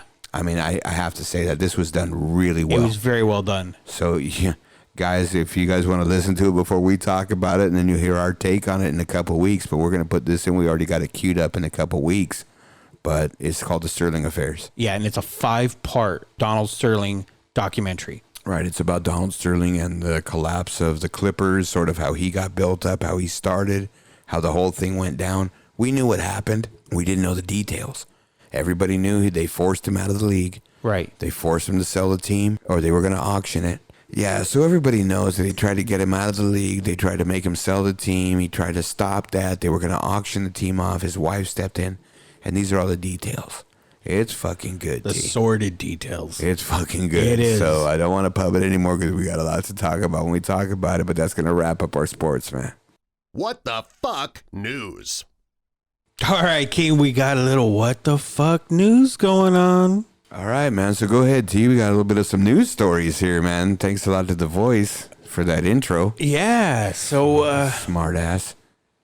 better than being a dumbass, right? Yeah, no, that's all right, man. He's actually pretty good. I like him, dude. He is. Man, we got a lot of little special stuff coming out of him too, man. He's kicking us down with a lot of good Well, stuff. fuck, he dropped some dumbass shit on my fantasy football show, dude. I love it. Anyway, man, whatever. I'm paying him extra for that. Anyway. Anyway, so what do we got? We got death at taco eating contest. Did you hear about this one, King? Yeah, man. So going to talk about this, bro. This is fucking bad. Kobayashi. Yeah, exactly. So this is one of those all-you-can-eat type of, food eating contests where it's a timed event and you got to eat as much as you can. And this one happened over there in Northern California, and it was at a minor league baseball game. It was in Fresno, and this guy ended up dying. His name was Dana Hutchings. He was 41 years old, and he died while eating He died while eating tacos, and it was one of those Taco Tuesday all you can eat taco type things, and the guy actually ended up choking to death. Yeah, no, it's pretty sad, man. It was some kind of event at a AAA baseball game, Right. the Fresno Grizzlies. Yep. And they had some kind of event going on, a little contest, and the guy started choking, man. It's sad too. Paramedics came, tried to clear the food out of him, but they couldn't, man, and he died in 30 minutes. That's really sad. And the autopsy report said, yeah, that's exactly what killed him. Yeah, not He had just nothing that, else in his system. Man, it just sucks, dude. You know, it's really messed up because, and you never really think about it. You see these people that do these. I'm sure you and I have been places where they actually have, and they just pull people from the crowd, right? Yeah, man. Who wants to volunteer, right? Yeah. I've actually hosted a hot dog eating contest like that, right? And it was just random people, whoever wanted to sign up for it, and you did it. I never thought about the ramifications. I never thought about, holy shit, somebody can choke. Well, fuck, you know what? I met somebody the other day at work, and we were talking, and we were having some lunch for somebody at work, and one of their spouses came in. So I was talking to one of the lady spouses at work. Yeah. And one of the guys at work, one of my friends at work, older guy there, he's close to retiring. He's a good guy. We'll just call him M. And, I get a kick out of him, man. And he's, he laughs me up and he gets me going. And he just reminds me of Joey Chestnut, the way he eats. Really? Well, he just likes to eat, man. And he eats with his hands. He eats everything with his hands. Like a bird? He just kind of like chokes it down? No, man. More like a Joey Chestnut. Really? Like 5 bites to wolf it all down, get it in there. Wow. And then eat it. You know what I mean? But Yeah. he's he's a little bit more mature. Yeah. We'll just use that term. Seasoned. Yeah. But I showed this guy a video of Joey Chestnut because he didn't know who he was. And I started watching that and all those people up there. Dude, I'm surprised somebody hasn't choked or had some kind of issue up in those July 4th hot dog eating contests. Exactly. Dude, they're shoving this stuff in their mouth. Shoving it. I mean, he's putting his palm on the hot dog bun, shoving it in his mouth. Like, fuck, dude. All these people are doing that. Right. Now, hot dogs have, I think, the highest rate of choking because of the way that it's shaped compared to your esophagus. Is Right. it like compared to gagging or choking? Choking. All right, go ahead. I'm dude. sure there's different ones that will gag too, but choking. All right, go ahead, man. But because of the shape of the hot dog, you have Foot more. long? Yeah, Dodger dog. You just slide down your throat easier. Right, exactly. You got to relax the muscles. I got you, man. Anyway, so the point is because of the shape of the hot dog, you actually end up choking because it's like the shape of the esophagus, so it cuts off the air. So I can see how a lot of people have that problem. But I was trying to find out, and I couldn't find anything. Do you think that taco that he was eating was corn or flour tortilla? No, I think it was a corn tortilla because they was some kind of taco Hard trucks shell? or 30. No, I think it was like probably one of those street tacos. Well, that's what I was going with. But they have street tacos that are floured no, too. I think it was a piece of meat, dog. See, but So is it's it usually carne ground asada? beef. No. I'm thinking more it's going to be If like it's a hard shell, it's probably ground beef. If it's a street taco, it's cut up carne asada. right. But I mean, if it's for something like this, they're going to use the cheapest meat. I was No, thinking because it might be the the taco. event has 30 taco trucks there. Taco trucks don't make it with hamburger. Yeah. You know what I mean? So I was the just thinking maybe majority it was the is, you know. tortilla. You know how like it can Nah, that little I'm flap. 100% guaranteed it's no, because the tortilla can break loose. You know, yeah, it's gonna have to sit perfect and close it. yeah, You know what I mean? That's But what a I was piece of thinking. meat is just lodges in there. You can't get it out. Yeah, well, at least maybe I don't know, but at least over here the meat they even cut it up pretty small. They dice it up pretty Well, good. again, that's sort of how lazy we are, right? And I'm in that business, you know, in the meat industry. So people, they want to say, so it's like taco houses. People don't even want to chew. No, Yeah, that's why they dice the it up so smaller- small. Yeah, exactly. Yeah. All right, man. Let's go and go on to the next story, man. You All know, right, why don't sorry you about lead this us into guy, this man. one? You know, it's some bad shit. You know what I mean? But I like this story, bro. You know, I'm a big Mike Tyson fan. So am I. You know, I was big when Mike Tyson was a boxer. But then when he got all crazy about, you know, Evander Holyfield and shit like that, I sort of went off him. Hey, went a little cray cray. But then I saw that fucking stand-up that he did, and I turned you on to it. Oh, that one man show was awesome. Dude, I have so much respect for him after Tons. that, dude. You know what I mean? Tons. Just he's an intellectual guy. He's a smart guy, self-taught guy, read books, did things, didn't go to school, what we talked about earlier. But anyway, Mike Tyson, you know, he's had some issues. You know, he's just not doing well, doing things differently in Vegas. He's got different shows and stuff like that. Come out and basically said, look, man, I'm smoking a lot of weed right now. Well, how much weed are you smoking, Iron Mike? About $40K a month worth. Really? So he's Holy putting that out there, shit. telling news outlets that he's smoking weed at about the cost of $40,000 a month. I told you I know about that a little bit, and I just don't think he can do that. Right. Because that's basically like if there's 30 days in a month, he's smoking a lot of weed, dude. I think it's physically impossible. I don't think it's, you know what I mean? Yeah, not even I the don't dollar know. figure. Yeah, and I don't even, I mean, and they're showing the pictures, and he's not smoking like these, I don't know what they call them, extracts or oils or not the CBD stuff, but the other stuff. Like the concentrates. like the wax and all that. Yeah. The concentrates. I Yeah. know that costs more. And he Right. could probably smoke more of it. But fuck, dude, But he's after just doing regular- after so much, you're passed out. You're just gonna knock out. You're tired. Now Iron But Mike they're had- showing the pictures right now. He's just smoking joints. yeah, regular joints. No, He's gonna smoke 100 of them, like back to back every day. Even that, dude, you can't get 40 all grand. day, every day. But I'm gonna say Iron Mike has his own podcast now called Hot Boxing. Not just that, but he wants to start a fucking marijuana farm and resort, bro. Well, he has. I guess he's developing it right now. He has some people and some backing, money backing, and everything, and they're working on it. It's gonna happen, man. That's crazy, man. And I think it's gonna be here in California. Hey, do you think this is why he's repping Evander Holyfield's new barbecue sauce? Well, I don't think that this is why, but I think it's a smart move. Why don't you tell us the name of it? Well, I don't know the actual name of it, but the slogan Oh, is... the slogan. That's it's what it is. Evander's, I don't know, some kind of something sauce. It's a barbecue It's a sauce barbecue from sauce. Evander Holyfield. And, you know, Mike Tyson bit off a piece of his ear. Right. Mike Tyson's his spokesperson. And Mike Tyson goes on and he holds up a jar. And he licks his lips and says, his ear licking good. Because he bit off homeboy's ear. Is that cool or what? No, that's awesome. I love Dude, it. I think and you that's know it's probably Tyson's the idea. best thing. They're really good friends They now. are. They're very You know good what I friends. mean? Yeah, they got- put all that crap behind them. Well, you watch Ted, right? Remember at the end of Ted? Oh yeah, They were in the thing, right? yeah. Was it Ted or what was the movie when they were gonna... Oh no. What was the movie where they had Evander and Mike Tyson? They were gonna make a movie, and come on, guys.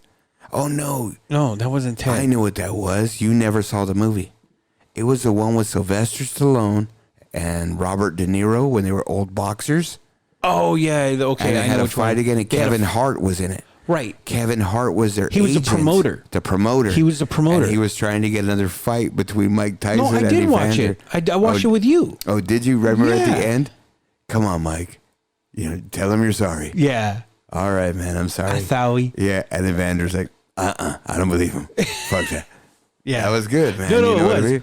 No, you know what? I don't know, man. I think he's got a head for some good marketing. I mean, I think him throwing out there that he's got he smoked 40K a month, that's for his show. I think that's a little bit, exaggerated, but it's bringing him some pub for doing it. Doesn't he have like a former NFL player as like his co-host on that show too? I think, what is it, Eben Britton or Brighton or whatever that guy's name is? Yeah. No, he's got some good people on there, and he gets some big name people as well. Because of who it is. He's not us. He's not guys just trying to start out. I mean, he's got a name. He's the champ. He's Iron Mike. He's Iron Mike, But I think he's got a really good head for some business, man. I think this is smart. So they asked Mike Tyson, "Hey, bro, are you sure you smoke $40,000 of weed a month?" And Mike Tyson says, "Yeah, man, that's a lot of weed. That's nonstop weed. Every second, weed right there." That was his answer, dog. So I think it's the what you talked about was that little farm and resort. I think he's going to have some glamping on that too. That's part of it. Is going like you drive an RV up in there or something, or you have cabins. No, or something? like those cabins, but they're all fancy. That's why they call it glamping. It's glamorous camping. No, really though, but the glamping's hard because you take an RV to a campsite and there's no tents, no nothing. You're living in a house.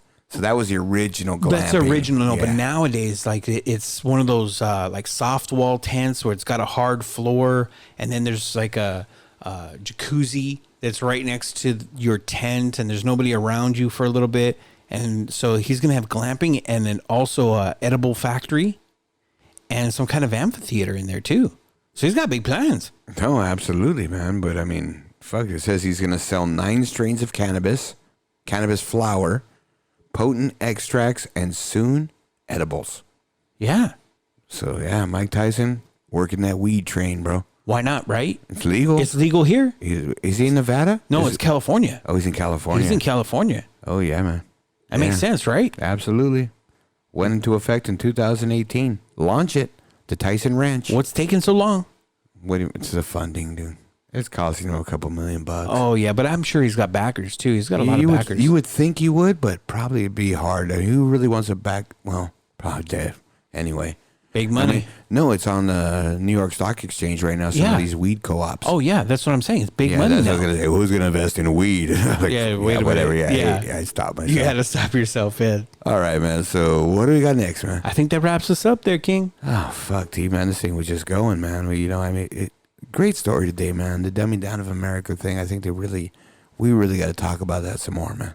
Yeah, because we were getting into it a little bit. It's not just that. It's just there's so much. I think it's like a tree with branches, right? And we're just barely opening the first couple branches. I think there's a lot out there that we could discuss about this. And I think that's the bigger thing to discuss rather than the argument. It's Pandora's box. It actually is, or like you say, it's a rabbit hole. It is. Right? So, yeah, you're right. And, I think everything else flowed good. We put some good grilling tips out there. You're like, guys, it's Labor Day. Yeah, I'm gonna have Dr. X throw some recipes on the website. There you go. Yeah, throw some stuff out there, guys. A little bit of some secrets, things, what to do, not to do. Hey, did you know, T, that McDonald's used to be McDonald's barbecue? Dude, I know that now. I learned that today. That thing was awesome. Right, pretty fucking good, huh? And I didn't know, even in the pre-show, you guys didn't talk about it. So I actually, this was a shock to me. When you and Dr. X sit there and tell me, oh, you got to do the did you know, I ain't going to fucking tell you guys. Because then I put it out there, you guys sort of give me shit sometimes. So I'm going to surprise you. And if you don't like it, that was a surprise. All right, I learned something today. Right on, man. So Dr. X, thanks for sticking around, man. Great job today. Great job, T. Yeah. Another wonderful show in the books, guys. What we're going to do is we're going to be posting our fantasy football edition. It either dropped yesterday or it's dropping the same day today, right? Are we going to drop it today? Is Dr. X going to stay around? Or are we going to drop it tomorrow? Not sure. Well, it's out, man. We know it's out before this show is going to hit, right? Yeah, it's going to be out before this show, for sure. So exactly. So, all right, man. We're going to go ahead and do that. Take care of that, guys. Our fantasy football. Go and take a listen to that, guys. We went and finished out. We're going to have another mid-year roll there. We're talking about RW Kings big picks and how they're doing. We're going to do another one right before the playoffs. We're going to track how it all flops. For you. Yeah, no, I gave the disclaimer, T. I know you did. But I like to hold your feet to the fire there. Hey, we got a couple drafts coming up in our leagues too, T. We got some big ones coming. I've already had a couple drafts. You know what I mean? So I got a couple more coming. You know, and we'll see. I got like 3 more coming. Dr. X is trying to convince us to mic ourselves for those drafts just to get a little bit of content so we can get just a little behind the scene type stuff during the draft. And I think he's right. I think we're going to do that. And we're just going to take some, maybe ask some obscure questions. You know, I'll let you do your own side of the interviews on some of the draft, and I'll talk with some other guys in the draft on maybe a different league. Oh, yeah, there you go. That? We got a couple of them going, so might as well, right? Yeah, we're both in a couple leagues together. Yeah. So, and they're both live drafts. They're live drafts. So you do the pizza league, I'll do the AFL. It sounds good to me. You know what I mean? And we just put that together, and we'll drop those on our shows when we hit them. And, we're going to be taking some time off, T. Right? So let's go ahead and prep everybody now. After episode 25, which we want to thank everybody. We're coming up on our 25th episode. I know it's not a lot, guys, because people do that in 5 weeks. But that means 25 weeks running. That's almost half a year, T. Yeah. So we're going to take a week break, like we've done in the past. It's a milestone. So, we're going to have a little bit of a different format for that show. And we're just going to be putting it through. And that's our first quarter, man. We want to hit 100 episodes. And hopefully this thing's going to blow up by that 100th episode even more than it has now. Are we going to be sober for that episode? No, absolutely not. Hell you want to make that the whiskey episode? That could be the whiskey episode. All right, dog. So we got the whiskey episode coming. All right, dude. Okay, I'm telling you, you either got to have a pot of coffee here or some fucking electrodes sticking on your nipples. All right? My nipples are getting hard now just thinking about that. Well, because you're fingering them, dog. Yeah, anyway, let's get out of here, dude. It's getting late. Dr. X, thanks for sticking around, man. We appreciate you. Thanks for sticking around, even though we're paying you to stick around. Exactly, man. So thanks to all of our sponsors. Thanks to The Voice. The Voice is tearing it up, man. He's getting a little bit full of himself.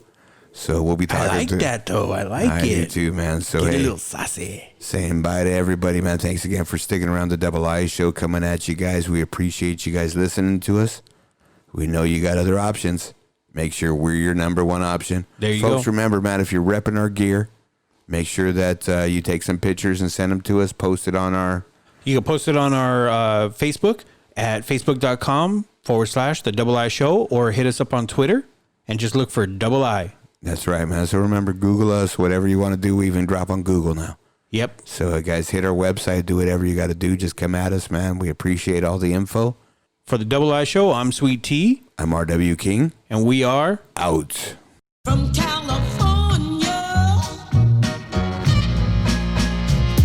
Check it in from the left coast where we take sound that combines sunshine with rhyme, move 'em around.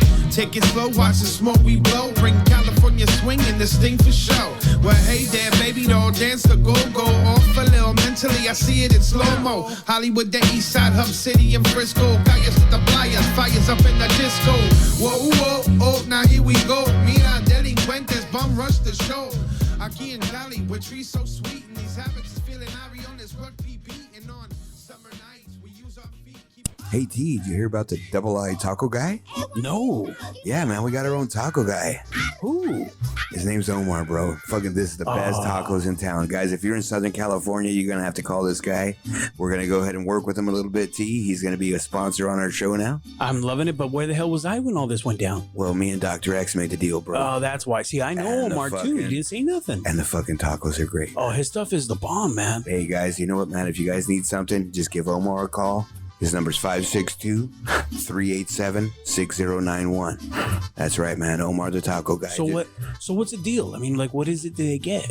Oh, well, I didn't want to tell him because I was going to get their cut, dog. But hey, Oh, you that's know what? messed up. No, bro, what it is, okay, if you guys mention double or double I when you call him, you're going to get 10% off your order. Oh, that's a hell of a deal. Yeah, man, he does catering, he does parties, he does everything, bro. He's the best in town. This guy's good, man. Give him a call. Los más buscados tacos. Por favor, llamar a Omar Osorio. Teléfono 562-387-6091.